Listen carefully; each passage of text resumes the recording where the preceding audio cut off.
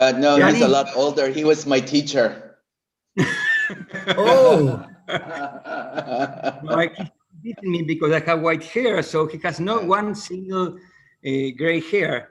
I don't know, it's maybe the Asian ADN or DNA, but we are, also actually, you, Jaime, are older than me and you don't have too much gray hair, do you?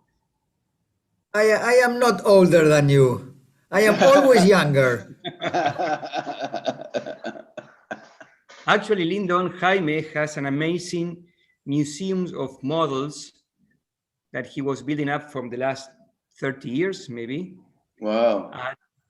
33. 33 years at the university that we are not able to see it because it's closed for the last almost 2 years. Oh. But it's really amazing how they have done all this museum of models through the work of the students, no? Wow. In his classes. Wow. It was really interesting. Maybe we can send him some photograph. Really Of course. You know, I just finished to edit a video because it's the 200 years of the 100 years of the University of Buenos Aires, and they are going to publish a general video of the university's museums. Wow. Wow. Wow. So it's very nice, very nice. It's too bad you guys couldn't come. We have an exhibition in Tongji University last month of our work actually, and so this was part of that lecture. So we have a lot of models. So it's all models. This particular exhibition of ours, which kind of reflect 15 years of our practice, is basically manifested in models. We'll send you pictures. I see. We'll send you pictures. Yeah. I started with this collection of and research with modern architecture of the 20th century because I was studying at the great Columbia University with José Ubreri. José Ubreri worked for Le Corbusier in the last 20 years. Yes. And in fact, he was in charge after his death of the Firminy Church in the south of France. Yes. And I was his students. Then I worked a little bit for José Ubreri and also in relation with Kenneth Frampton, who is still my friend. And with them, I create this I don't know how to call it, but it's a big collection on a research of the modern movement. I mean, very good. The name it relates with models, but the reality is that is a research on the space of the modern movement. Well, you gave me a good idea. I think that's what we need here.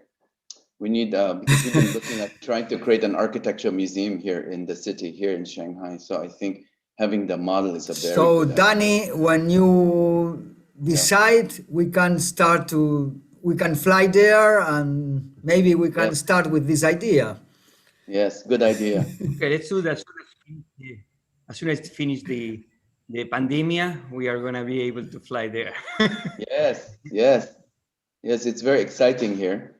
So obviously the world is changing and it's been a crazy time. So is José Ubreri was in Kentucky, no?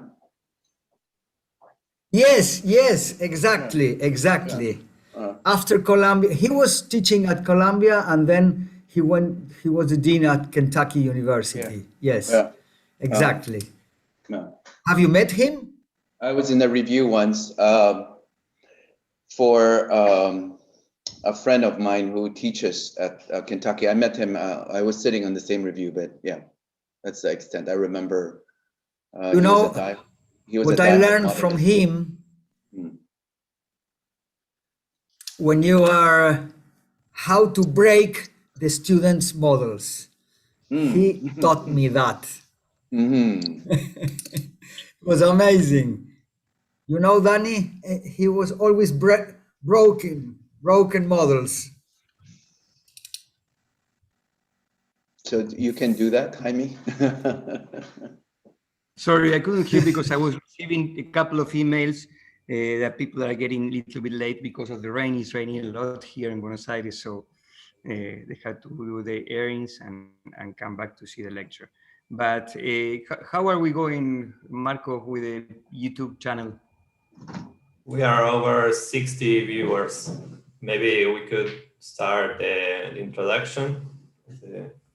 Well, we can wait a couple of more minutes. Okay. It's okay for you, Lyndon? No problem, no problem. Yeah, until at least we reach 100, maybe. We are not very on time here in Argentina. People are always late. So even though actually with pandemia, we just start to be more like English or Swiss people because we are getting more on time. But let's wait at least for until 9:15, that is in our morning, and we can start, okay? No worries. Where is exactly your office? This office is in Shanghai. We just moved actually about, well, a year and a half ago to be exact, because it's a bit longer, but we were under construction for a while. We got kicked out of our old office after being there for 10 years. We were only given 3 months notice. That's very typical China. You have no choice. So we had to move the whole office and moved here and actually wrapped the office so that we were constructing the office while we were working. In the West, probably not allowed, but you know, in China, I guess we try to survive with the speed. Right. Yeah, it was very crazy. But I'll show you the new office. This is actually my office at the back as well. And you can kind of sort of see where my background is literally my office with a library at the back. Oh, that's my office. Actually, have you been doing a lot of not presential work during the pandemic, or are you still working at the office? I still work. We work in the office. We can work. We are in China is very normal.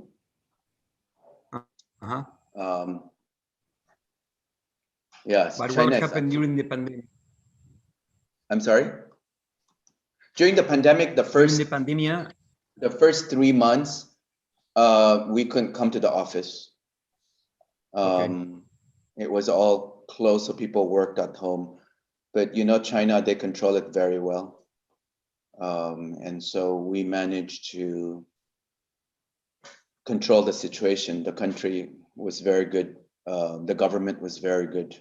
And so they managed to control it very, very well. And now it's actually, it's back to normal. It's been normal for a year. Yeah, actually, it's a little strange to say that to the world, so I don't say it much, but it's been normal for a year. We go to restaurants, you know, theater, yeah, work, everything, and everybody is very busy. So now all of a sudden, all the work is very much within. Before, there's still a lot of international practice that come, now less. They have their offices here. People with offices here obviously is easier. People like David Chipperfield, you know, Kengo Kuma. I mean, obviously it's easier for them to do work because they're based here as well. Some of their office, they have satellite offices. If you don't, it's harder. Here we are having a very bad moment. It's one of our peaks. But you give us hope, because if you, with all amount of people, we are able to more or less resolve the issue. We hope that we follow your path and be able to be a normal life again. But now we are in a very difficult moment. While we are talking, I just received an email from my partner in the other university, because here you have professors in this group of University of La Plata and Buenos Aires, and he just got COVID. He just wrote me, even though he was vaccinated. So many people has the How old is he, Danny? How old? He's 62, Sergio Cavalli. He just wrote me while I was talking with you, and he got COVID, even though he was vaccinated, let's say 1 month ago. So he will survive, but it's still very stressful, very sad. Let's try to talk about other nice things. So we have already 100 students, so we are able to start. Is it okay? Yes. So, Marco, you can start the YouTube.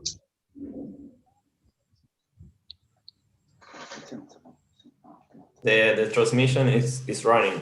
They are watching the YouTube link. Ok, buenos días a todos y a todas.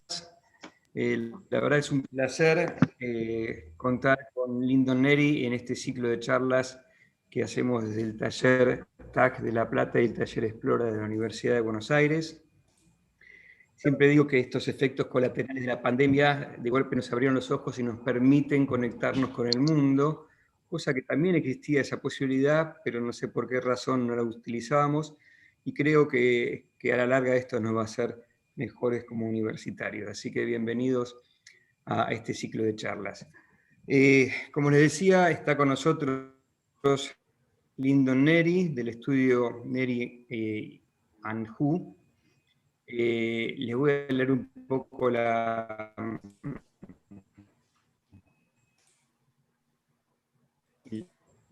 un currículum reducido.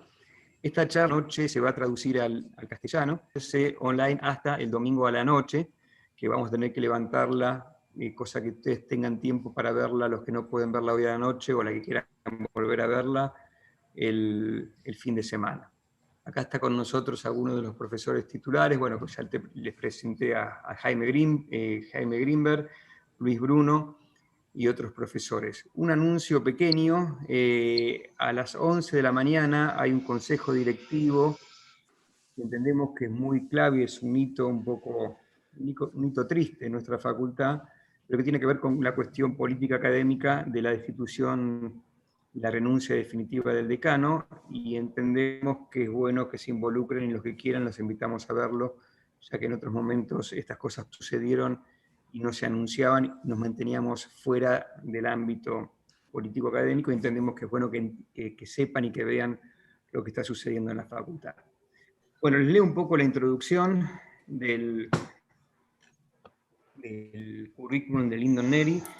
Lyndon es el socio fundador de la oficina de diseño e investigación Neri&Hu. Lyndon Neri cofundó Neri&Hu Design and Research Office con Rosanna Hu en el año 2004. Es un estudio de diseño arquitectónico interdisciplinario con sede en Shanghái, China. A través de su práctica, Hu y Neri han reforzado una visión central: responder a una visión global del mundo que incorpora disciplinas de diseño superpuestas para un paradigma crítico de la arquitectura, mientras cree firmemente en la investigación como una herramienta de diseño, ya que cada proyecto tiene su conjunto único de problemas contextuales. Junto con su práctica de diseño, Neri ha estado profundamente comprometido con la educación arquitectónica. Ha dado conferencias en todo el mundo en varias universidades y foros profesionales. Neri fue nombrado crítico de diseño John C. Portman en la Universidad de Harvard en el año 2019 y recibió la distinguida cátedra Norman Foster Visiting Professor Chair de la Escuela de Arquitectura de Yale en 2010.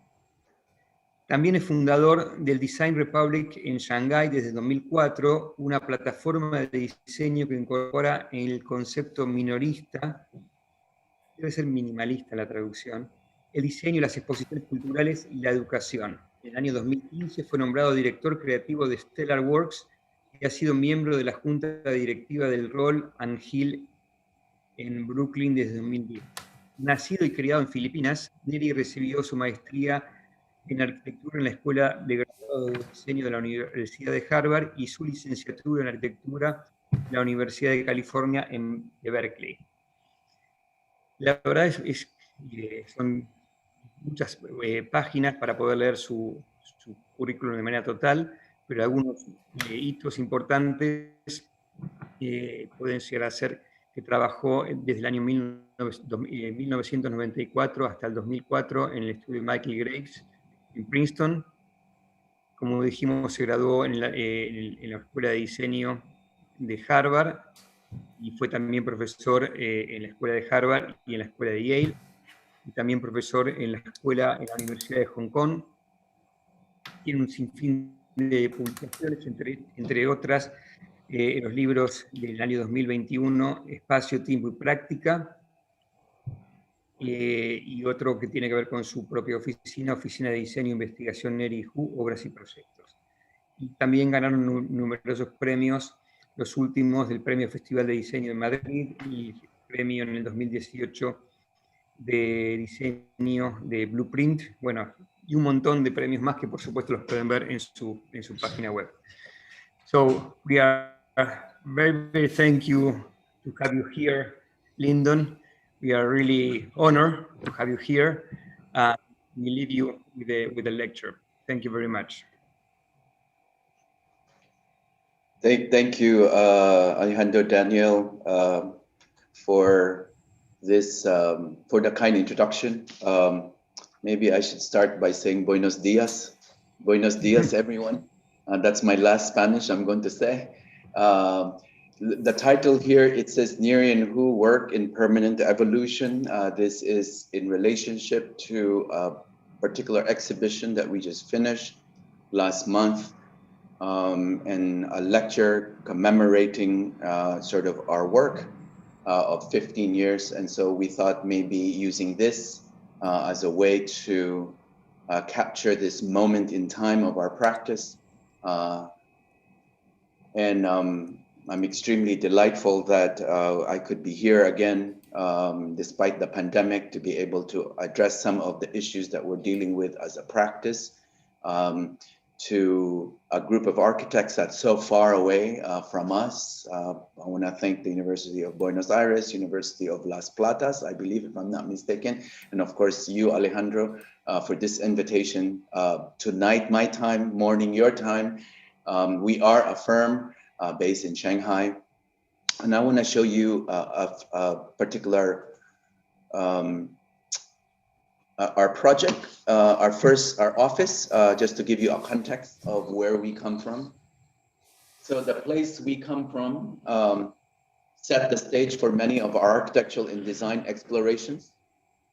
We want to share that condition with you tonight, your morning, as a contextual framework from which to understand the way we work and our operative modes as architects, interior designers, product designers, graphic designers. So we bring forth a number of issues that initially started as real problems that we had to confront with while working on many various projects. And they became obsessions over time that kept coming back. Now, these obsessions, we can't obviously talk about all the obsessions tonight.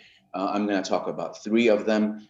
There is a book coming out, a second monograph of our work, where 7 of these issues, pressing issues that we have to deal with, are all in it. For tonight, due to time limitation, I am going to share 3 of them.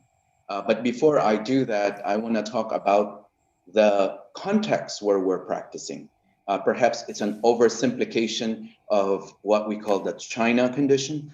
But I think for someone who is so far away that is not aware of or familiar with Asia in general, and maybe China specific, and to a certain degree, Shanghai as a city, I want, just for the sake of this, for a sake of clarity, that perhaps I can address these issues so you will understand the problems we're dealing with. So the urban issues we have to deal with, which is the development and demolition, the rural issues, which deals with the disappearing village, the remnants of China's industrial heritage. So when we talk about urban issues, we know in China, I'm not overstating it, but the idea of the rapid development and demolition is a real problem.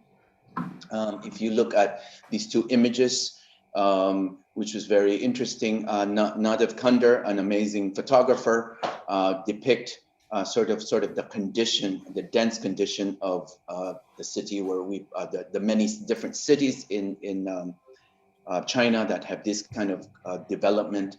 Jia Zhangke, a filmmaker, to the right, talks about the idea of this disparity between what is commonly seen as a beautiful field of perhaps a landscape at a certain moment with major growth of the city next to it. If you look at Chongqing, for instance, as a city, major highway overpass that are constantly being built as we speak. In that case, urbanization changes the landscape and it alters the texture of our daily life, giving rise to the new notion of urban leisure. You can imagine weekend people actually coming to be underneath these hovering superimposed highway that sort of hovers on top of once a beautiful kind of waterway that they used to enjoy. And that became kind of a normal situation. When we talk about rural issue, a while ago, we talked about city and urban. With rural issue, the idea of disappearing villages is a constant problem. Vernacular villages that were formed based on Confucian ideals are now all of a sudden disappearing because not so much it's being demolished, but because people leave villages and they go to the city. And so by virtue of that, many of these conditions or many of these villages are left with only older generations together with kids that normally do not go back. So here it's sort of a pandemic of sort, maybe a cultural pandemic. If you look at this particular image, each empty chair representing an absent family member who has left the village to pursue opportunities in urban areas. So by doing this, you can imagine no one really comes back, and you can kind of imagine that the city as a whole or the village as a whole kind of disappear. The third condition that we have to deal with is adaptive reuse and dealing with the constant excess. So many of our projects fall under this category. We have to deal with local history and heritage. So in much of our work, there's this recurrent theme of dealing with old and new, reinterpreting what is local typology, and also finding what is new and celebrate, trying to find a new way of celebrating the everyday, the mundane neighborhood that you see today. In a week's time could be demolished. The context that you were working around, all of a sudden after your new building is built, no longer is there. So how do we deal with that when context is no longer relevant? In fact, we were a victim, as I was telling a group of you a while ago, of this a few years ago when we were evicted of our office 10 years for 10 years. We were there for 10 years, and all of a sudden, within 3 months, we were asked to leave. So this is the context in which Neri&Hu intentionally situates ourselves. As a practice, we are constantly trying to insert meaning into our work by drawing from these contexts, both in geography and history. For that, we often find ourselves looking at the past. In other words, working with this notion, which is going to be my first obsession that I'm going to talk about, the idea of nostalgia. So today, I'm going to break it down to 3 different obsessions. The first one, we're going to talk about reflective nostalgia. The second one, we're going to talk about recasting vernacular, not just typology, but also materiality. And obviously, the third, talking about the past, talking about the current, and obviously talking about the future, which deals with the future artifacts. So what is reflective nostalgia? One with us, and many of you that probably have heard Rosanna and I give lecture in the past have probably seen this within the context of sort of our framework of argument. But let's take a moment to look at this word nostalgia. The word is a Greek compound word consisting of nostos, meaning homecoming, and agos, meaning pain or ache. coined around the end of the 17th century as a medical term. Nostalgia was thought to be a disease. Yeah? So imagine, think of it as maybe another type of potential COVID condition because people didn't really know.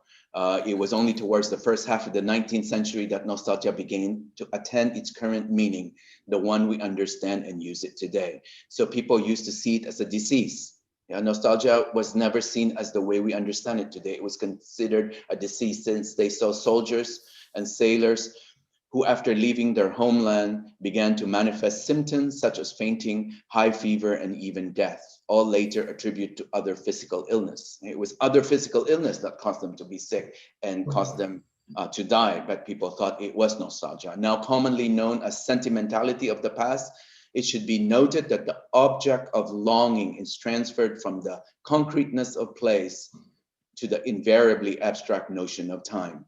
Time being irreversible, the past being forever past, nostalgia can only be defined as the presence of an absence. Let me repeat that. Nostalgia can only be defined as the presence of an absence. So in the image here to the left is an image of a great German photographer who was based himself in Hong Kong, and a guy called Michael Wolfs. Here it captures the alarming trend of urbanization producing anonymous cities and the disappearance of local personality. This happens in Asia. If you look at the images to the left, you can't tell if it's Bangkok, Shanghai, or Hong Kong, right? The cosmopolitan of the commonly term called central business district, where housing and office comes together, be it gleaming tower or concrete jungles. It has that same anonymous feel. And yet the image to the right is the typical Shanghai Nongtang alleyway, remnants of Shanghai old city fabric, where we believe life actually happens. This is where things become different. If you go to Bangkok, that condition on the street front is very much different from the one that you experience in Shanghai. The Hong Kong streetscape, which is kind of hilly, will be very different from flat Beijing, for instance. But if you were to look at the left, that would be what you would see from the air. But when, in fact, when you come to the street life, the one to the right, that's where life actually happened. That's where we start differentiating ourselves. So if we were to look at Aldo Rossi's argument in the architecture of the city, it offers us a hint when he articulates memory as a flaw and the past and the future of the city as a flow. But are we being too naive? Is this over nostalgic, longing for something that must go away, holding on to romantic notion of the past that may have never existed? Or perhaps there is another argument to this idea of nostalgia. Is nostalgia just all about the past? Is it all just about history? It was then that Rosanna and I came upon this reading by Svetlana Boym, Harvard educator. Unfortunately, she passed away about 5 years ago, on the book called The Future of Nostalgia. And in the book, it talks about two types of nostalgia. And this is where there was this epiphany that came to us when we were doing our first project. Because in this nostalgia, these two types of nostalgia, when you talk about restorative and reflective nostalgia, you realize that there is a difference, that perhaps what Aldo Rossi is talking about is not so much restorative nostalgia. And if you were to look at this, restorative nostalgia is more literal and a direct, by comparison. It attempts a trans-historical reconstruction of the lost home and does not think itself as nostalgia, rather as truth and tradition. In many ways, if you look at Disneyland today, that's kind of a restorative nostalgia, when they try to bring and mimic a certain image of Paris, a certain image of a particular city, and recreate it and make it like as if it's part of the truth and tradition. We, however, believe and are convinced that what Svetlana talks about, which is this notion of reflective nostalgia, is something that actually could be quite helpful. It thrives on the longing itself and delays the homecoming. Wistfully and ironically, desperately, it does not follow a single plot, but explores ways of inhabiting many places at once and imagining different time zones. It loves details, not symbols. Perhaps it's the essence of the experience, the things around you when you were growing up, the essence and the spirit of the past that might inform us. So with that, let me show you our first project. This was actually our first architectural project, two very early on, early work in the Lane House of Shanghai. And you know that these Lane Houses has been demolished. So with the vein of sort of reflective nostalgia, I kind of want to show you a very small domestic project that we started around 15 years ago. And it dealt with the idea, if you look at the typology of these lane houses, sectionally, it's really quite powerful. There's the public component to the right, and to the left, the smaller rooms that are actually in different levels from the main room. So the main room, the first floors always have this high ceiling, and there's always this intermediate stair that connects them. So our strategy in this particular project was to rethink the typology of this lane house that's been long gone, keeping the split level formation and add spatial interest through new insertion and a skylight that celebrate the architectural integrity of such typology. So we were fortunate enough to be given a commission when we were a young practice, or relatively young practice, maybe about 15 years ago. And so we thought we really wanted to preserve this. Many people would demolish the sort of interior and have a completely different configuration. And so what we did was we decided, why don't we just keep the sort of integrity of this particular type and insert a new metal stairway that leads and connects sort of that split level. It was an interesting client who actually wanted to find himself. He came and said, I'm gonna come from Hong Kong to Shanghai once a month, and I want to charge you with this commission to be able, through architecture, to find myself, to find history. His father was from Shanghai. And he married someone from Hong Kong, and he decided, like me and my two friends, will be able to try to find myself within the context of perhaps the most intense, historically preserved area of Shanghai. So he bought this house. It was extremely dilapidated because the stairways were already rotten. So we inserted this new metal stairway. And you can kind of sort of see sort of this insertion of what we were trying to do. Sorry, I'm just, did I miss the front facade? And so you see what we're trying to do, a very simple insertion, but what's interesting about this is the front facade disappearing here. I don't know what happened. So the bathrooms here, I'm sorry guys, I think what's important is I just think we just missed the facade. Oh, we got it. Okay, hold on. All right, no worries. No problemas. Okay, so the bathroom here, conceivably the most intimate spaces of each apartment, are inserted next to the most public stairway, separated only with a sandblasted glass divider. So you can kind of see what we kind of did, this kind of crazy idea of having the most public stairway and put it next to the most private, extremely voyeuristic. And we, of course, we're not that crazy. We suggested to have curtains, but then he told me that, he says, no, me and my two friends are going to live like this. And of course, he lives on the 3rd floor, so he doesn't have to worry.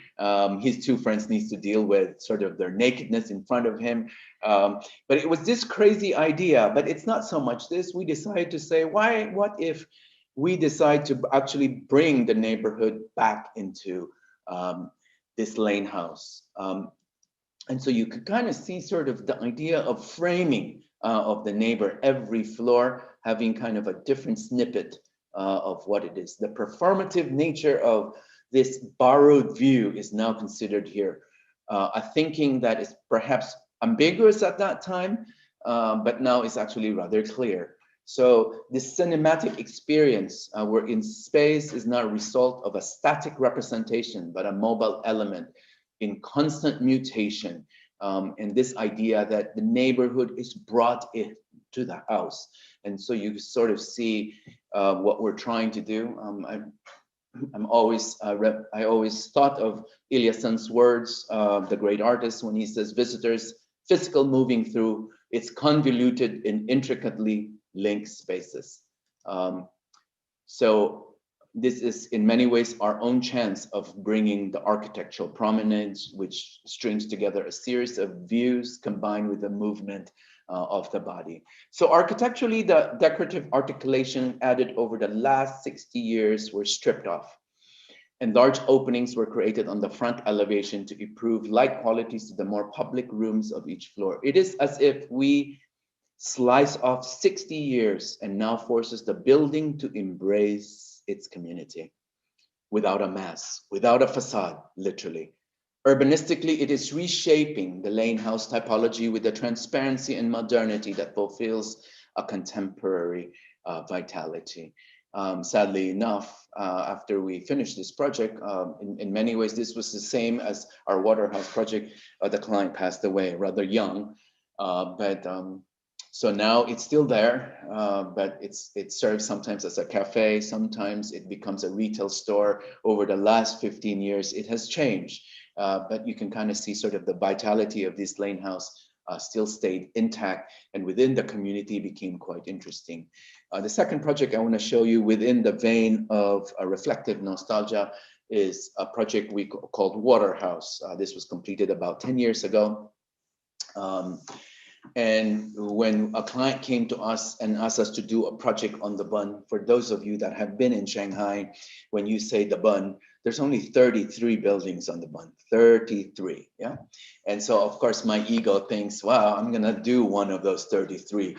Well, I was wrong. It was south of the Bund. So this was given to me, and I looked at this building and I'm thinking to myself, what happened to those glorious Bund days? Well, it was the south of the Bund. It was an existing 3-story which was once a Japanese police headquarters. Initially, my first thought was, well, if I can demolish this and start new, all architects think that. You have to remember, this is the context we were dealing with. To the right, you have all these smaller houses. But the client said something which made me nervous. He says, I want to do something that looks, I want a building that looks like London, Mayfair. And I said, why would you want to do that? Of course, my first shock was the fact that I'm not doing the 31 of the 33 buildings on the Bund, but my next shock was even greater, which was to do a project in Mayfair, to do a project that looks like Mayfair, London. So I decided, no, this is not going to happen. I'm going to try to keep this building as much as I want. So of course, I told the client, look, if you save this building, you will actually save a lot of money. So for those of you Argentinian architects, if you guys want to do or deal with Chinese developers or client, just say it's cheaper and they will give you the project. Okay, so that's what I did. So this was over 10 years ago. I decided, why don't we just keep this? And I was really intrigued. We were intrigued by Calvino's quote in dealing with the idea of a traveler, because a traveler actually finds something amazing within the city that he or she is in, that oftentimes someone who's living there for a long time might not recognize. So this was very important to us. Programmatically, this was to be a boutique hotel. We start thinking not so much about hotels, but about traveling, how travelers find familiarities in foreign lands, how nostalgia, the longing of the past, is at the very root of traveling. So these were some of the sketches, some of my sketches, a little bit different from what it is now. And so this is that image of Waterhouse, of old and new, dealing with the idea of public and private. So the architectural concept behind this renovation, you can kind of see clear, rests on clear contrast of what is old and new. This is the main entrance. You can imagine sort of the shock of the many people when this opened. China and all its developers and clients wants everything bling, everything new. And we presented something like this 11 years ago. We come in and we said, look, let's preserve the lobby. And you can imagine even my mother was shocked. So the first time I brought my parents over, I remember my mother asking me 2 questions. First, is this project complete? Is this done? Son, you went to Harvard to study architecture. Is this called architecture? Is this complete? And I said, yes, it is. His second question was, she asked, did the client pay you? I said, they did. And so she said, well, you're either extremely smart or the client is really stupid and crazy. So you can imagine, I'm not even trying to convince the Chinese community, the community that we are based in, but I'm also trying to convince my parents. So in this particular case, when we were trying to do this, actually, it's not so much about a strategy, but it is really a conviction. The conviction that Just because it's old doesn't mean that it automatically needs to demolish. That the blurring of the interior and the exterior is very much a Shanghai condition. The in-between interstitial spaces are realms that can create disorienting yet refreshing journey, that you can find meaning and purpose in these interstitial spaces. We saw this as providing a uniquely Shanghai experience, and at the same time, an experience that is very similar to the lane houses that you see in the neighborhood. Because if you are in the neighborhood, and I live in a lane house, and what happened is I have this big window because I'm a modernist in my bathroom, and if I don't pull my curtain out, my neighbor, she's already in her 80s, she would see me naked. So this is part of life here in Shanghai, the close proximity of this whole voyeuristic nature. So here you can kind of see from the ramps that moves up and down the atrium space, the guests would gain unconventional interior perspective into the rooms. It was important, this particular sketch, using the recycled wood from above, from the roof, making it into louvers. The public spaces allow one to peek into private rooms. This is a bedroom above, looking down. This is the cheapest bedroom, by the way. 19 rooms is the cheapest bedroom because it faces the concierge, not the concierge, the reception, basically reminding you that you have to always pay. So it's interesting that these visual connection of unexpected spaces not only bring an element of surprise, but also force the guest to confront the local urban condition, where visual corridors and adjacency in tight lane houses define our unique daily experience. This is the experience my kids grew up in. Many of my relatives have these kind of conditions.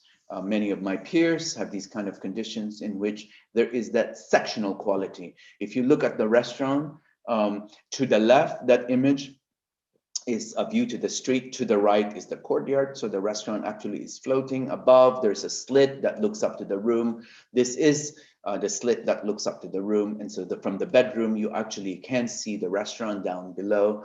The client thought we were crazy. I said, you don't need artwork anymore. The people that come to your restaurant is your artwork. So in many ways, it is part of life.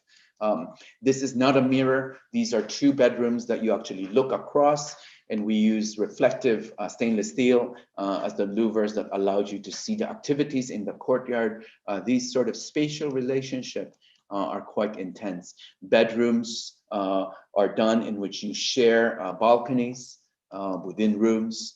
The roughness, the patina that comes with the project, the idea of retaining the quality. The image to the right is a room down below on the second floor looking up to our third floor, wherein there is that sectional quality.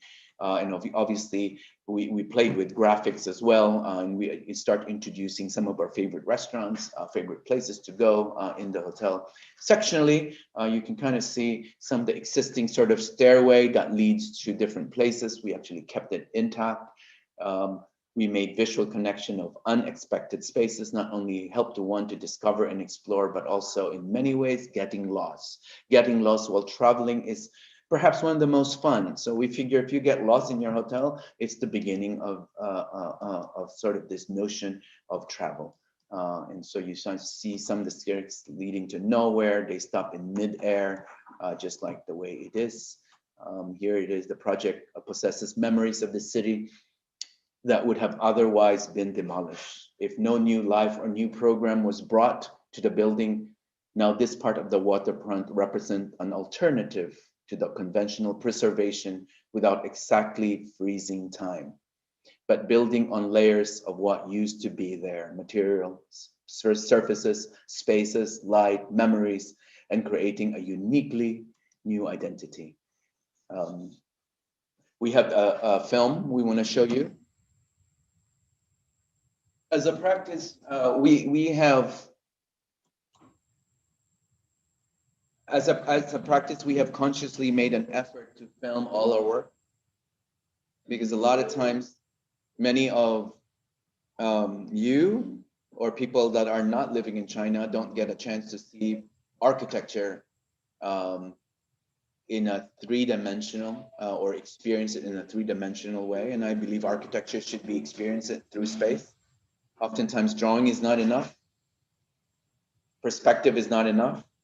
And so we try now, this is not perfect, certainly, it's not perfect, but at least it gives you an idea of sort of how spaces are very important to us.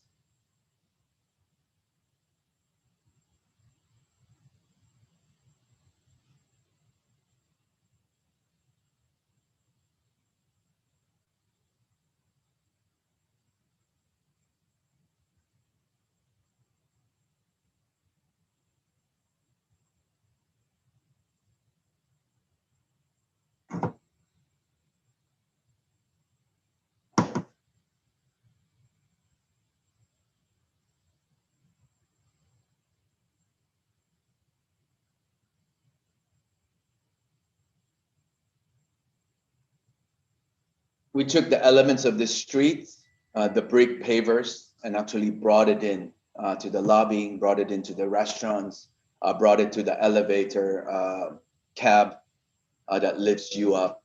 This image is actually quite indicative of how close we are to the Huangpu River.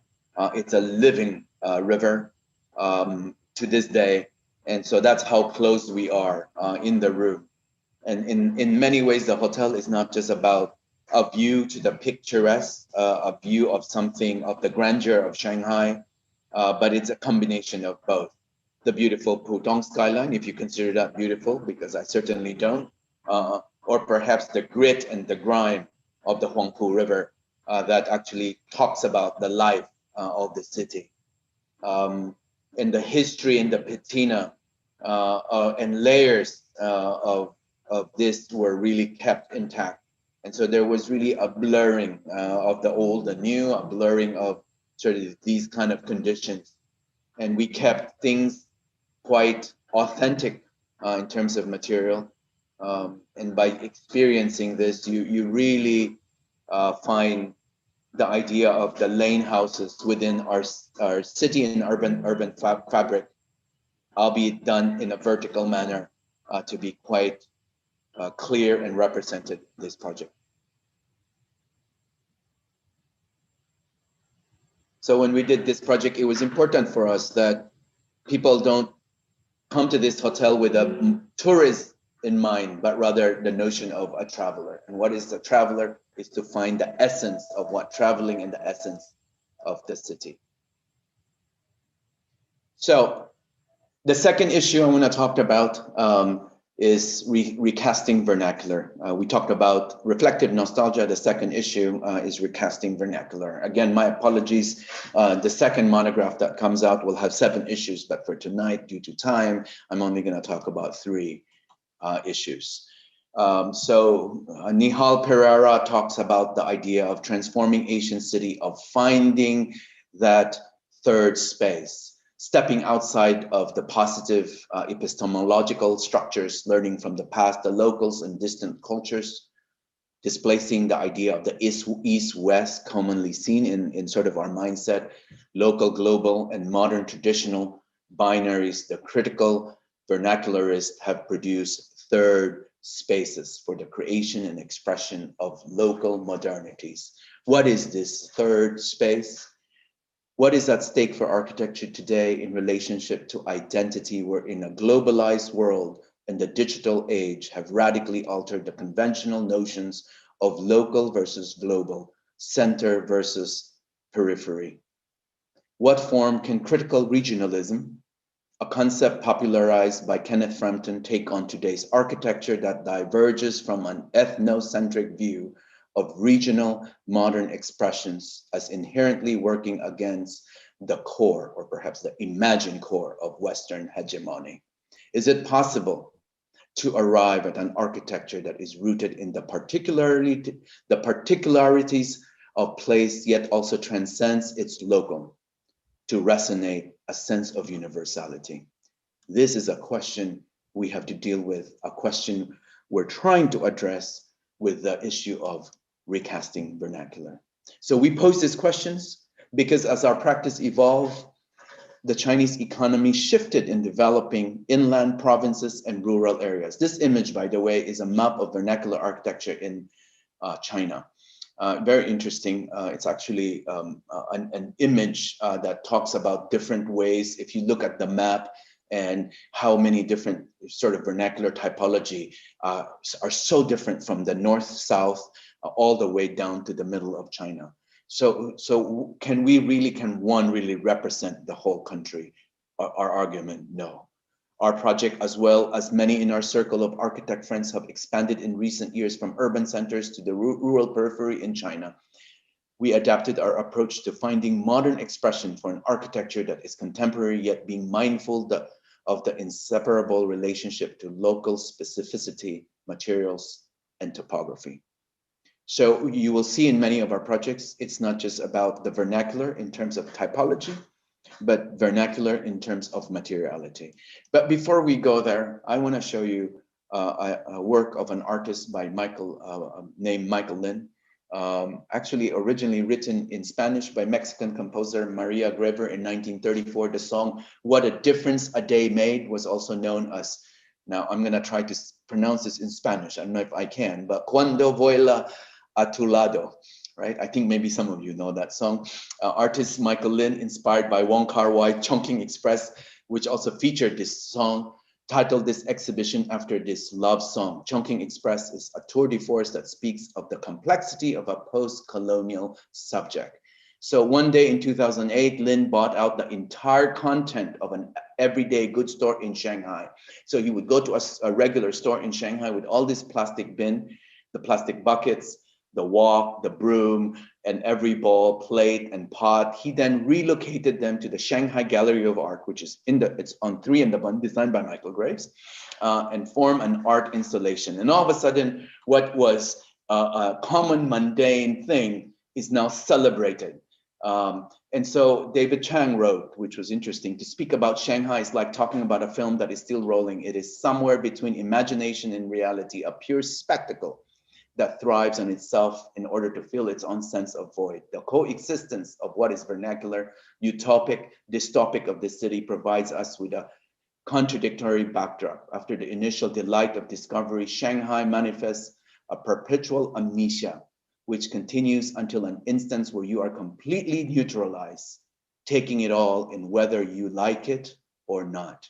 Where is the vernacular in this particular show? You ask yourself. Is it possible to preserve a spatial and temporal history, something lived and living? What a difference a day made here. In many ways, one can say it can be no difference. Maybe there is no difference. And yet it could be all the difference in the world. It really depends on you. So you have to go through that experience yourself. As you deal with sort of this vernacular experience, perhaps you said this is part of the everyday, or perhaps it could be celebrated in a different way. So you can kind of see what was seen before in a store that is seen as cheap is now all of a sudden glorified in over a day. It became different. It became part of the museum process. So we at Neri&Hu have also researched into vernacular typologies. This was a research in a paper that we presented in Arc Asia in Thailand, understanding how to tie our project into a broader cultural lineage. Our major source of inspiration is obviously the lane houses in this particular case. As I have shown you already a while ago with Waterhouse and the Split House, we are fascinated by that blur boundaries of domesticity and the notion of home, as well as communal living through many of their overlapping spaces. But it's more than that.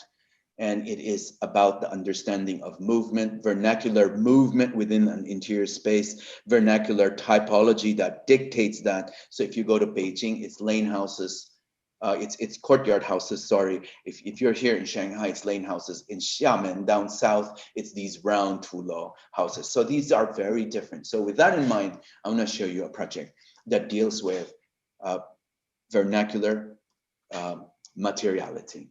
All right, so this is a project in Suzhou, which is about 2 hours away from Shanghai, a place in vicinity of Jiangnan, literally meaning south of the Yangtze River. It is situated next to a famous scenic lane. In this particular project, we are actually looking at something quite interesting. We were looking at the materiality and investigating of perhaps how do we use old recycled materials, using that recycled material and juxtapose it with new materials, perhaps using the idea of the ink brushes by a famous artist, the idea that perhaps these traditional ink brush strokes with watercolor will create a new way of representation that is not seen before. Can this be translated into architecture with the use of materiality? These were some of the sketches. This is a non-denominational chapel in China. When it's called a chapel, it's really for wedding. Most of the time, we were asked to do a chapel inside housing development. So these are the models. Sectionally, it's on a very different stage, sort of the topographic. It goes down to this waterway. So what we did was we did sort of this pathway that leads you up before you enter the main sanctuary. So the walls that are made from reclaimed bricks begin with the refined scales for different heights interweaved to create a choreographed landscape journey leading into the building itself. These bricks are all recycled. If you look at the floor plan, there is an adjoining stairway actually that leads you to the garden above. Sectionally, it is a house within a house, and you will see it later what that looks like. Sectioning of that stairway, the stairway is equally important.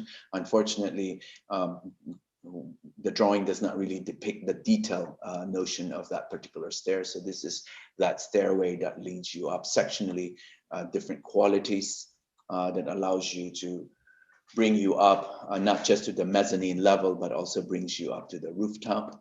And the mezzanine level hovers overhead to accommodate extra guests and includes a catwalk encircling the space, allowing that sort of view to the chapel above. It's all in wood, this caging. And so you sort of see this particular moment in time from the back of the structure. You actually can see sort of the brick wall that meander from the front all the way to the end that leads you to the garden.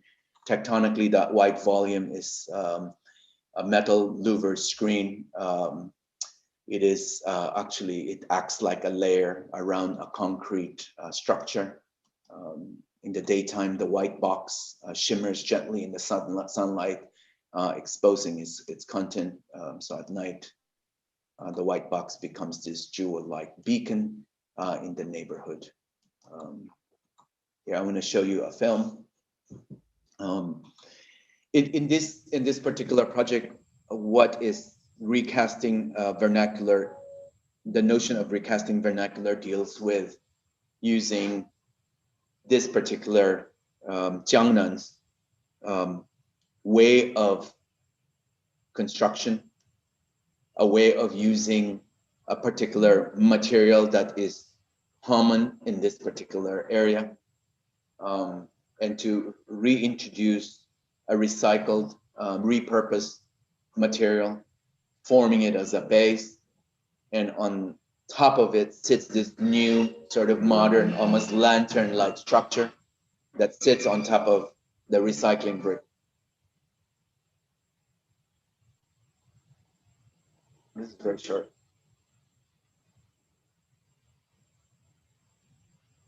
This is usually a longer film, but for this particular lecture, we made it short because I have more projects to show you. So the next project is a project called the Enzo Retreat, still within that vein of recasting vernacular, except instead of materiality, now we're dealing with typology. So this is the site we were given next to the slender West Lake. The program was to design a 20-room wellness retreat. The site has been dilapidated for a very long time. Before starting, we studied some of the vernacular conditions. There were traditional clusters of courtyards, and some hybrid transformation through the years resulted from functional needs and variations. And in that particular, we walk around the city and visited a nearby relic, an important garden called Geyuan. And so you actually see all these beautiful walls around the city. And this is that garden that I talked about with a mansion in front. It's a private garden built by a salt merchant. Like many other classical Chinese garden, Guyan is a manifestation of the Taoist ideal of being one with nature. But more than that, there is this house in front, and the house is gridded. And let me just show you that image. Yeah, here it is. This was in the middle of the city, one of the biggest sort of house in front of the garden. That has courtyard that looks up to the beautiful sky, and you can kind of see how this beautiful sort of residential complex with corridors that also acts as fire lanes, because when you have double brick walls, it becomes sort of that divider to stop the spread, or at least limit the spread of fire. So we thought that was interesting, because this resort is really only about 10 minutes away from the city. So we said, if we cannot touch the footprint, perhaps the adaptive reuse of several older buildings, which was required of us to keep, how do we use a strategy to overcome this existing condition? So you see, this was the condition we were given, a remnant with beautiful lek on the site. And so we said to ourselves, what if we had to keep the footprint? How do we align the building? And so we created this kind of grid-like structure that is very similar to the structure that you saw, the typology that you saw in this city, many of the housing conditions there. And we thought to ourselves, wow, that would be interesting if we start creating this grid. The grid becomes that passageway, and obviously keeping some of the existing building and some of the newer buildings are inserted in. So you see that building as it's built today with the grid in front. You can imagine when it was going through tender stages, the client called me and says, can we not have the wall? It's costing me, the wall itself costing me $1 million more. And you can imagine the project without the wall is a dead project conceptually. Yes, it's only a corridor. He says, it's only a corridor. Why do you spend so much money? So I had to fly to Beijing and convince him, and told him, you really, if you take the wall, it's like taking my heart and taking my soul. You've just killed me. And so he panicked. He went out smoking. I gave him about 30 minutes. He came back and he says, okay, I'll build you the wall. But what we did was we did a bargain. I said, look, the rooms will be cheaper. I'll make a cheaper room for you for the hotel. Just create this wall. So these are some of the construction photo. Many of the building roof lines are confined within the height of the walls, just low enough so that they are not visible from the compound outside. So you see sort of that grid and the footprint. You know, in China, the footprints are kept so that people actually, the government actually had a survey. So during construction, they want to make sure you're surveying so that you don't change your footprint. So we actually pass this sort of test. So from this aerial view, we see a clear orthogonal orientation. The planning department mandated that we only build on the existing footprint. Imagine how difficult that is if I didn't have this gridded pattern. So as a strategy, we formed this covered walkway, as I told you, based on the idea of the vernacular typology of the city, 10 minutes away. It becomes the organizer. It also guides circulation and defines and wraps the buildings within. And so you sort of see the spirit of this vernacular typology, but it also creates something entirely contemporary and unique, something belonging to both the past and brings us to the future. So this is the first entry, the brick circulation. This was before, just after the construction, so the vegetation is not full yet. Right now it's like a jungle because it's like so full with trees. And you see sort of the waterways. You arrive at the reception court. These were some of the construction photos of that project.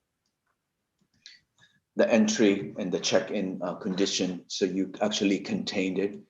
And so we also had a great opportunity to do, we love to design furniture, but the client insists that we work with a rural carpenter. And you can imagine they don't really look at drawings, and they just use wood combines that were so thick and we're not used to it. We have to deal with bended metal by hand and not by machine. But it was actually quite interesting. We actually worked with them, worked with a local bricklayer, and in that roughness, by celebrating that roughness, we actually find kind of a new way of making things. These are some of the existing structure that we kept, but by cutting a particular section, it starts to change the way you look at vernacular, yet preserving a part of history that you can reflect on. Some of the rooms, you can see sort of have that sense of privacy. Furniture are spare. You have to remember we had to spend that money on the wall, and so therefore not a lot of money were on the, we still have a bed though. So if you come and stay, there is still a bed for you to stay on. But you can kind of see also what is noteworthy is that we employed recycled brick like the previous project as a cladding material. We collect these from demolition sites around the region and reassemble them in various bond patterns. The brick wall added textural reading, and over time, their patina continues to build. And so you see sort of construction images, the pathway that leads you up. This is the view. Sorry, I'm moving this rather fast because I have two other projects, and once the two project is over, it's going to be done. But I figure you guys are Spanish and Argentinian, so you know you take your time. So I figure I take my time as well. So I want to show you the image of this particular project. How come it's not moving? Oh, it's moving.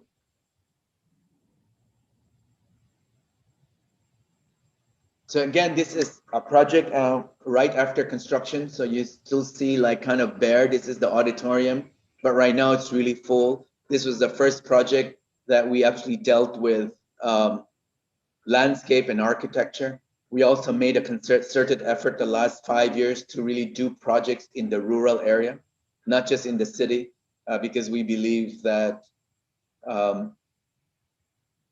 the component and the fabric of the rural region in China are equally important.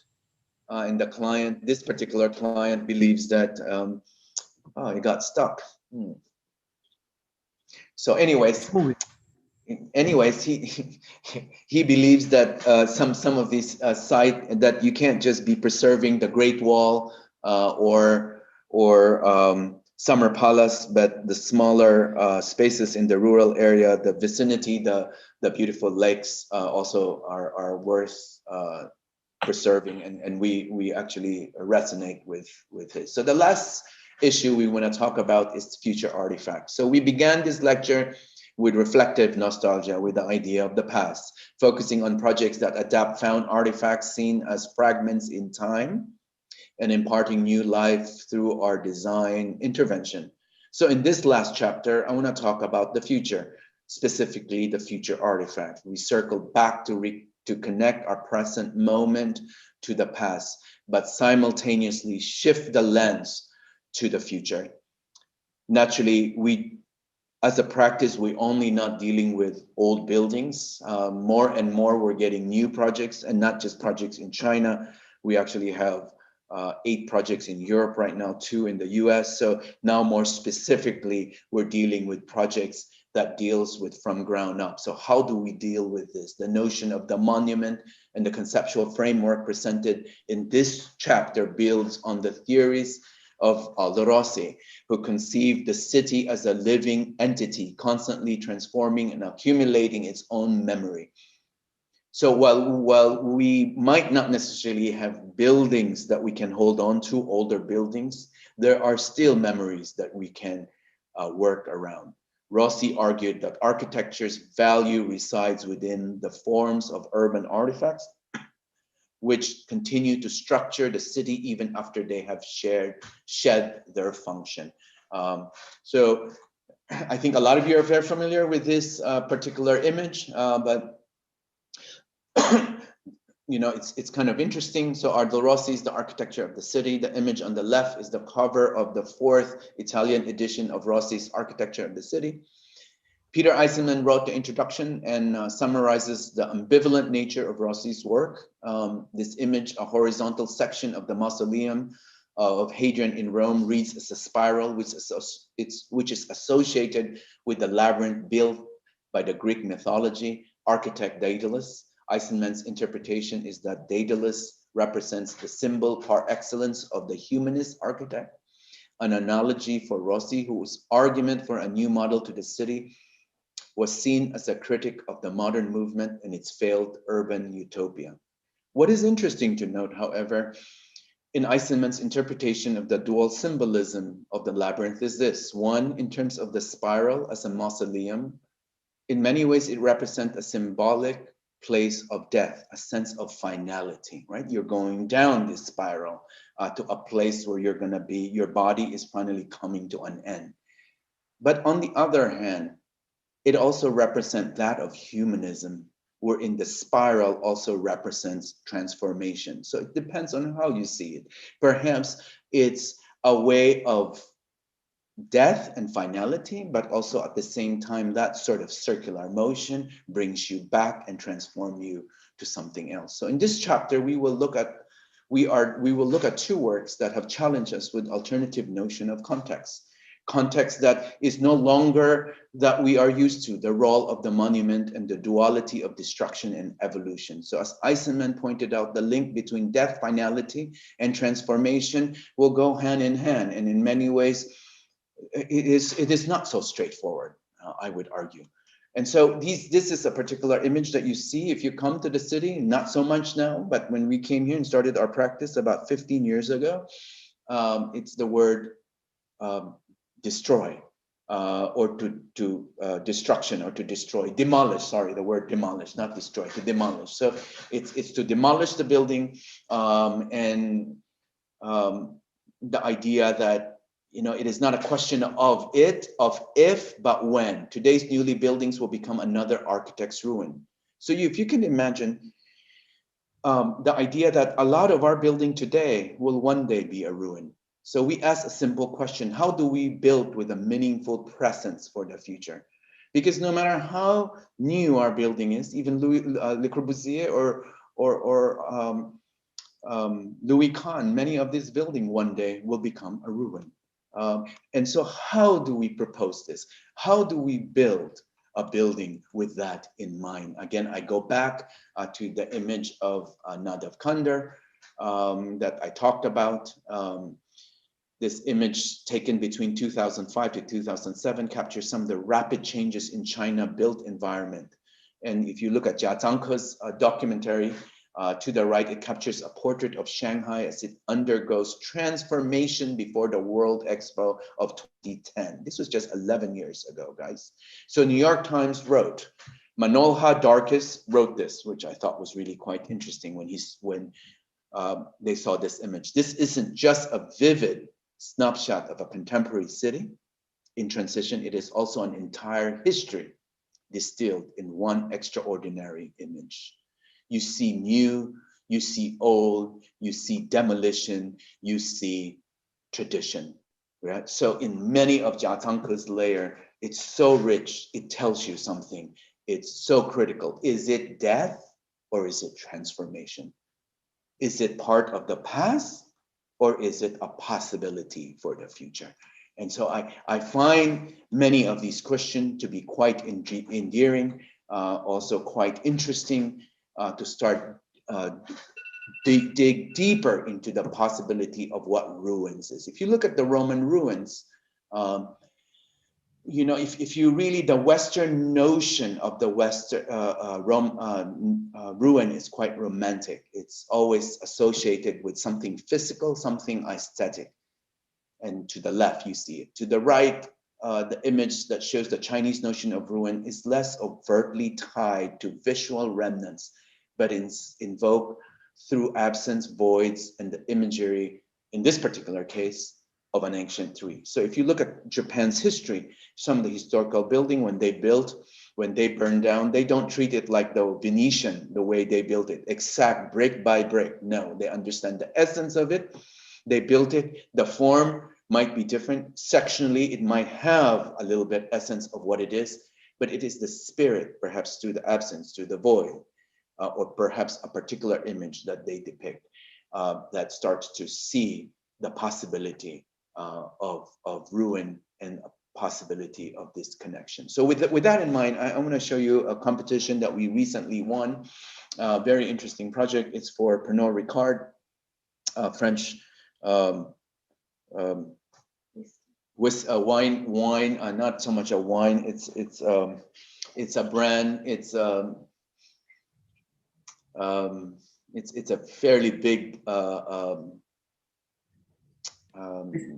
It has a lot of wine. It creates wine and distillery and whiskey. And what it wants to do is it wants to create a new Chinese whiskey. And so for this competition, we actually use the nature to be our primary inspiration. Here, there's no more buildings, so we decided this is a site in Emeisan, actually to use this particular site as an inspiration and use landscape, and also to use history and perhaps the idea of these contradicting words. So in Chinese, there are many words that are contradictory in nature, and yet together they form another meaning. Something that is very simple. Let me take the word mountain and water. Something is very hard and something is very soft and fluid. But these two words are very different, but when they're put together, it means landscape. So it's quite interesting. So we decided, what if our project is all about that? What if we're dealing with a landscape, but we still have to do a distillery that requires a huge sort of building structure? How do we mitigate this too? Emeisan is a place in Sichuan that is steeped in Buddhist culture. How do we bring alcohol with a very steep, highly religious place? It's almost sacred, sinful to do that. And yet, by creating this duality, perhaps we can find something new, something fresh out of this. So the problem of lacking context, perhaps dealing with the future, made us rely simply on the site itself in a purest sense, surrounded on three sides by the winding creek. You will see in this particular rendering, with a direct vista to the peak of Emeisan. The topography of the land gradually steps with agricultural terraces. Some are also dramatic and breathtaking with steep rock facing the water's edge. This creates very interesting pathway routes and a constantly changing relationship with both mountain and the stream. The journey blends view of the mountain and perspective of the river into the distillery experience, so that whiskey making and the landscape is woven into one holistic narrative, in a way creating a heritage based on nature, based on the land itself. So you see that mountain. The journey starts here for the visitor. Water is a recurring theme. A water channeled on the left guides everyone through the site. We've kept the existing landscape structure, and you can kind of see sort of the huge distillery. So how do you embed this? By actually elevating some of the elevations so the building is not so large by nature, submerging them to the ground. The testing center is right in the middle. They also want an image for this particular distillery. So these are all quite rendering. This is a construction. This was just about 2 months ago. You will sort of see what we're trying to do. Not quite done yet. Will be done in 2 months. And so I'm just going to show you some of these images, some of the interior shots of this particular project. The shape of the dome rises and comes to a soft crest, alluding to the shape of the Emeisan peak. The two complement and dialogue with each other.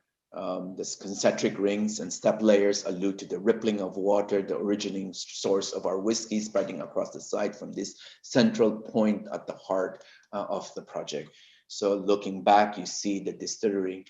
And at the end, we actually frame the mountain. So the courtyard of the restaurant that leads you back to nature actually frames the Emeisan, the sacredness of this. And you will be able to see this. There is a video of the construction site here, which I will show you. Again, this was taken about 3 months ago, and things have changed by now, but the dome has really rises above.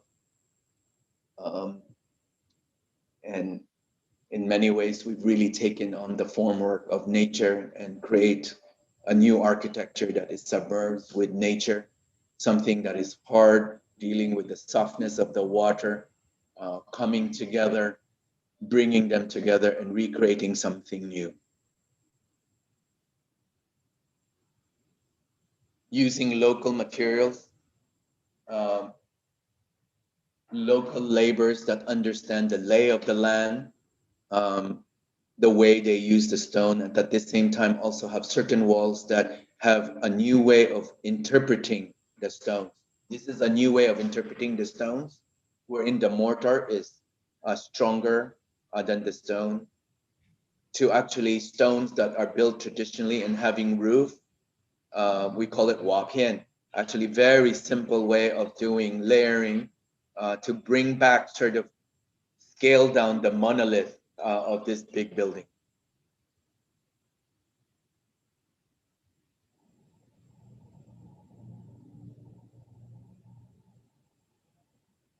So that's just a snippet. This is very good. It's not done yet, so I have a good excuse to go to Buenos Aires and be able to see you and show you this project when it's final. The last project I want to show you is a project by a client that bought this huge property 3 hours east of Beijing. It's called Qinghuangdao. It's a seaside resort, and his argument is many people in the city needs a place of reprieve, a place that they can go to during the hectic sort of weekly rat race in the city. And he's a developer that has bought like 4 or 5 properties that's always about 3 hours away from major cities. We are now working on a second project with him, but this is our first project.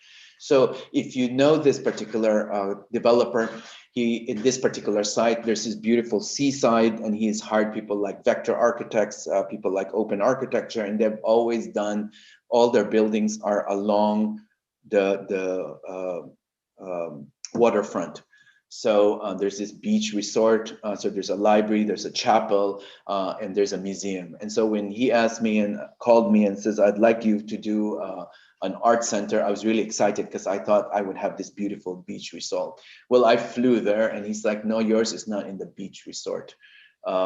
Yours is actually in the middle of a city on top of the beach resort. And I was a little bit shocked. And he says, well, it is on an old Mediterranean, not exactly a real Mediterranean, a fake Mediterranean village I created. I'm like, yo, this is absolutely crazy. This is no longer the context I'm interested in, nor do I understand. So how do you deal with a building that have to deal with sort of the fakeness of the context?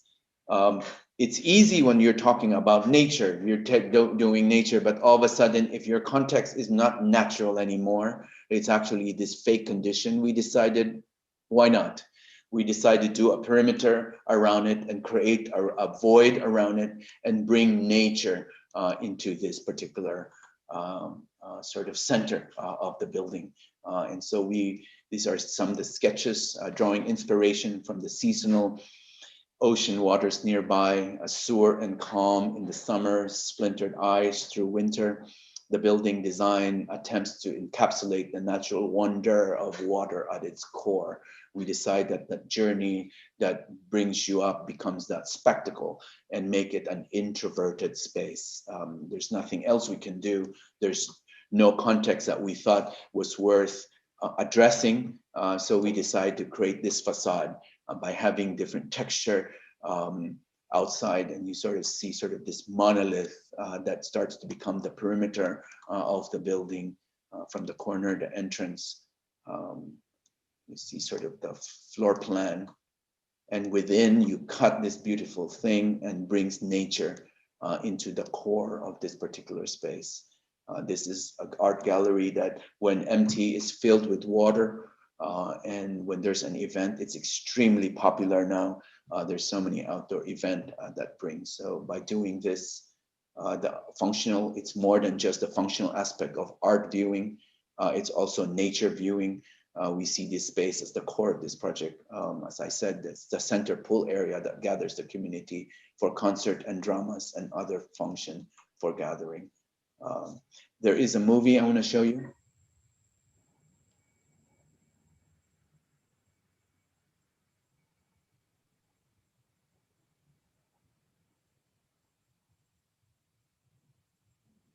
So the idea of this future artifact for us, you can imagine that perhaps the context around us one day disappears just because it's perhaps not built very well. Hopefully this becomes that rock, that relic, that ruin that could inform possibilities. Perhaps what the Colosseum did in Rome had this in mind. And it is not an arrogant attitude. It is not an attitude that, yes, we are building something that will have a sense of permanence more than the surrounding building, but perhaps an attention to detail, an attention to the possibility of a future that could become a relic that can inform of the past. As a practice, we always believe what Antoine de Saint-Exupéry says: we do not aspire to be eternal beings. We only hope that things do not lose its meaning and purpose. It's important whether you're dealing with the past, we're dealing with the present, or dealing with the future, that purpose and meaning should be the central figure of what we do. And I think as architect, I think this is very important. And we're extremely happy. This is our second monograph, which will be released in about a month. And all these seven issues will be addressed there. We're extremely thrilled. Rafael Moneo and Sarah Whiting actually contributed to the opening of this book. So we're extremely excited, extremely thrilled, and thank you very much. Thank you very much to you, Lyndon. It was so inspiring, and as the word in Chinese that has in its own meaning the kind of the contradictory, I personally feel so close and of course so far. Culturally looks so different, but it's so familiar that I have to say that it's much more familiar than many Western countries what you are doing than. So it's really inspiring your lecture. I feel it's so comfortable with your thoughts, especially with the fact of bringing the culture and the past to the present. It's not, as we call it, nostalgia, but in a way it's a good nostalgia. It's a way of keeping the culture and not be erased by basically the neoliberal kind of a culture that in a way only quantify things, no, not qualify things. So when you see all the amount of square meters built, erasing the roots, erasing what is local, and try to be everything like a known place, is kind of sad, because as you say in that amazing picture where I imagine that in Chinese says it was destroyed, there's many books here in Argentina that shows what has been destroyed is, and also this kind of thing that has been destroyed are absolutely impossible, even for economical reasons, to be rebuilt. So they are replaced by much worse things. So what is kept in the city is basically a known places. So we have to resist and be critical in order to try to be, of course, global, but we have to be local too, in this kind of apparently contradictory work. But I think that is some certain path that is you are able to be both local and global at the same time. So I felt it very, very inspiring, and I'm very close to our cosmovision of what we are teaching at the University of La Plata and Buenos Aires. So in my personal view, I'm so thankful. I'm so happy that we decide to bring you here, at least in this kind of non-physical way. But of course, we are going to bring you here in a physical way as soon as this pandemic is over. So I wish someone wants to make a question. If you can do it in English, I will translate it to Spanish or vice versa. Everybody wants. Jaime. First of all, Lyndon, I want to, I appreciate very much your, and also like Danny, I feel very close to your thinking. No, my question is about your experience in Michael Graves' office. How can you tell us the influence of Michael Graves in your work? Let me start. Obviously, Rafael Moneo. Let me start by talking about the fact that Rafael Moneo was my thesis advisor at Harvard. And my 3 years there, he was the central figure of everything we do. There were two camps. There was the sort of Rem Koolhaas OMA camp, and there was the Moneo camp. I think Danny knows that very well. I happen to be in the Moneo camp. Not that I don't like OMA, because I actually have a lot of respect for what Rem does. But the idea of actually history, the idea of context was really important as a foundation for me. But what was interesting is when I worked for Michael Graves, he actually has the same set of values as Raphael. The vocabulary, the things he uses are very different, but he talks about typology. So if you actually think of, and Raphael would visit him, Peter Eisenman would visit him, people with different polar opposite views would visit Michael, and yet they can talk about issues in a civil way. Now, their representation, the way they do things in terms of their expression are very different. But what I actually learned a lot from Michael Graves, and people often ask me these questions like, you've been at Michael Graves for 10 years and you were quite senior over there. What happened? You know, there's no trace of Michael Graves. Actually, if you look closely, there is. The idea of typology, the importance of typology, the idea of understanding history. Granting my expression is very different, and most importantly, the multidisciplinary nature of what we do. We do interiors. We do actually a lot of furniture.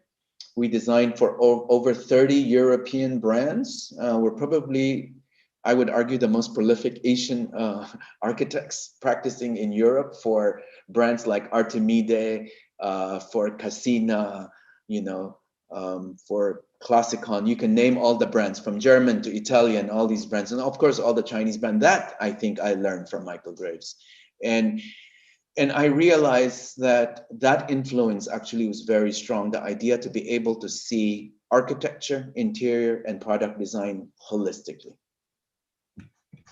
There's a couple of questions here in the chat. Let me start to read some.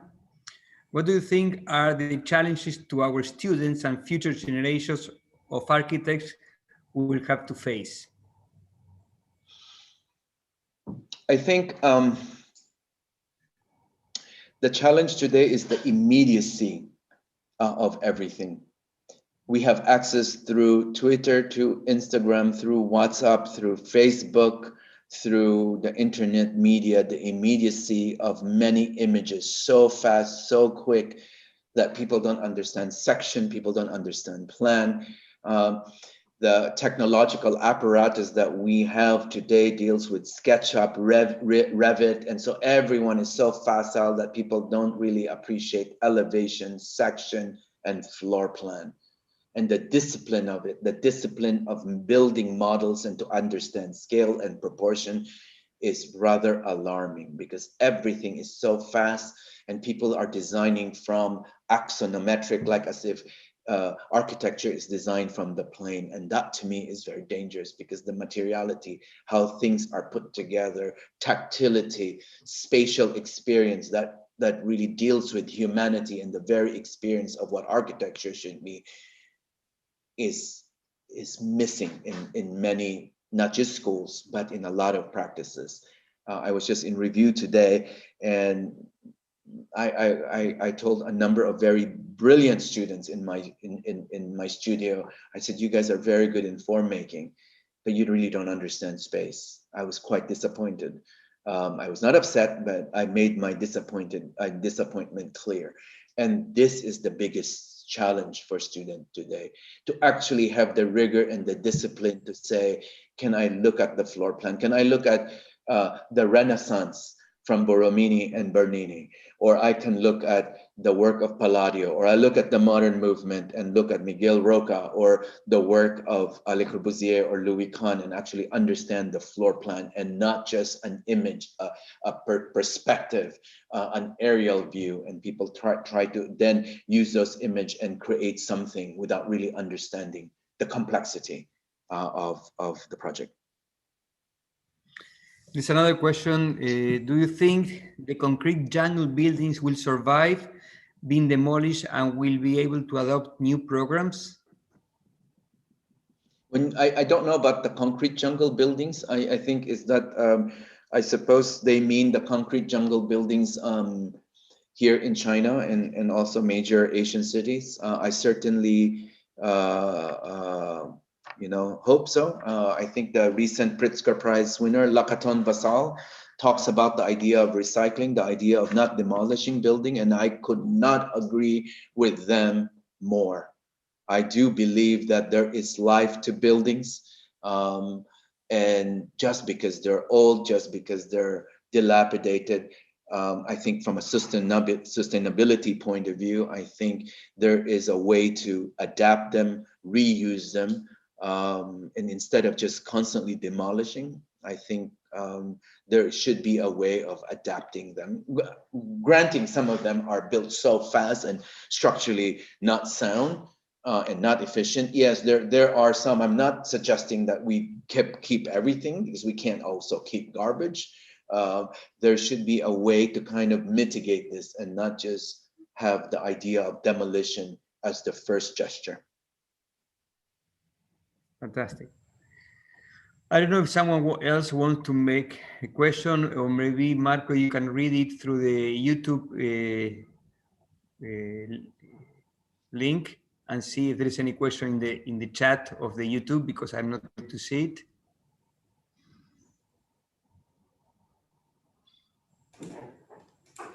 Yes, we have a question from Sebastian.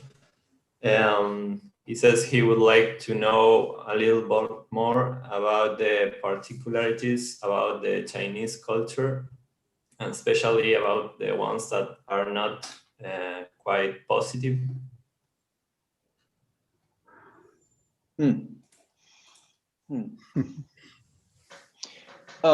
I think in every society, there's always things that are not positive. I think, however, I would argue the idea that I talked about, which is destruction, which is a common problem in first world country, the idea of just demolishing everything. I think that's a big problem. I think that happened 10 years ago. Things have changed now. I think the government is making a concerted effort to really change. There are other issues that perhaps is portrayed inaccurately.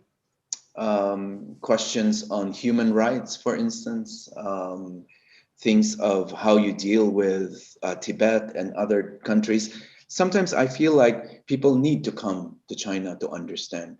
I think it's important to be able to be in this land to really understand it, rather than just understand it from sort of an outside perspective and rely on the marketing rhetoric of certain countries. I will leave it at that.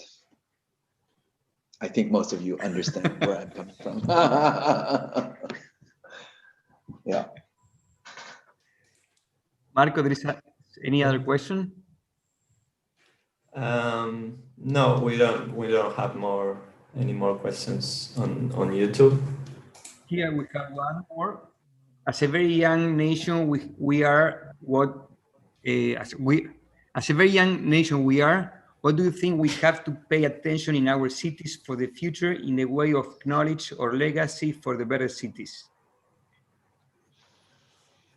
I think what's important is to understand the social construct of your community. I believe that oftentimes a planning of the city is not just limited to a number, a few people, contrary to what a lot of people think. Just because you're knowledgeable, just because you're educated, doesn't mean that you have the power to be able to dictate policies.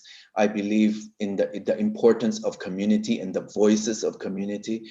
There are people who are actually living and understanding sort of the lay of the land. I think that's important, to be able to hear a more democratic voice around the community that you live in. I think that will allow you to be able to move forward.